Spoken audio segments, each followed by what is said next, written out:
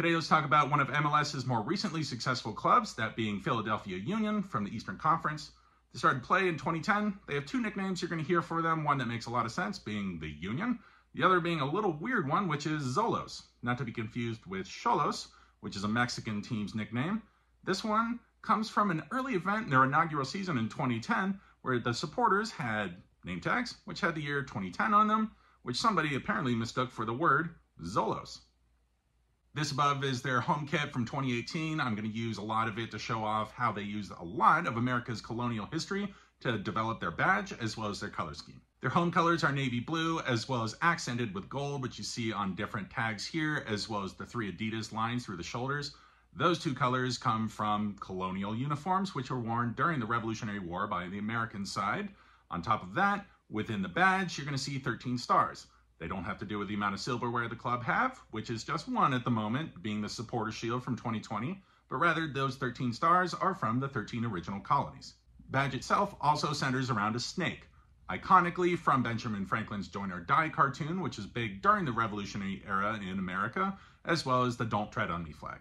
You can see that snake being echoed on the back of the neck here, along with the words Join or Die, as well as the snake down at the bottom along the hem. Two interesting things about the club for you are they just seem like they're just a couple steps away from success repeatedly.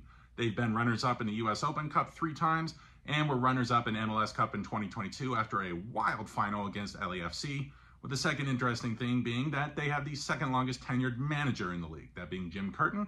Almost took over the US men's national team post this offseason, but he's still there in his second longest term to Sporting Kansas City's Peter Vermes. Into talking about rivals for Union, this being a Philadelphia sports club means that their rivals are from New York City. One from the New Jersey side, that being New York Red Bulls, who really take the rivalry less seriously than Union do. And the more developing one is New York City FC.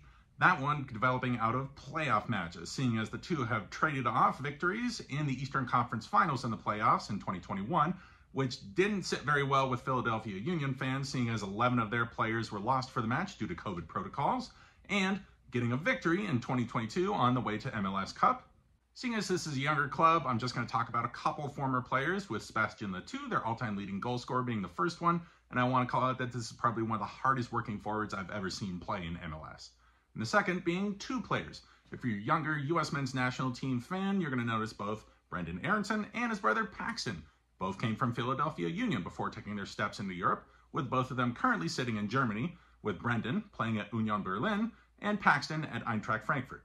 Let's get into their current squad, seeing as this is one of the two clubs in the Eastern Conference currently in playoff spots that I think can go on to win the MLS Cup, with the other being FC Cincinnati, who are having a great season at the top of that division. The man you need to know right out of the gate in this squad is always going to be Daniel Gazdag, who's sitting in second all-time as far as goals scored for the club. He's a fantastic goal-scoring attacking midfielder. The other man at the other end of the pitch that you need to know for this club is Andre Blake, their goalkeeper, one of the best within the entire league between the sticks, and the captain of the Jamaican national team. The man that's come in that really is going to help push them through the playoffs is going to be Tal Baribo, who they have just purchased from Wolfsberger in Austria. So that's your rundown on the Union. My final thoughts on them are this is a quality side that's trying to build and maintain momentum within the league.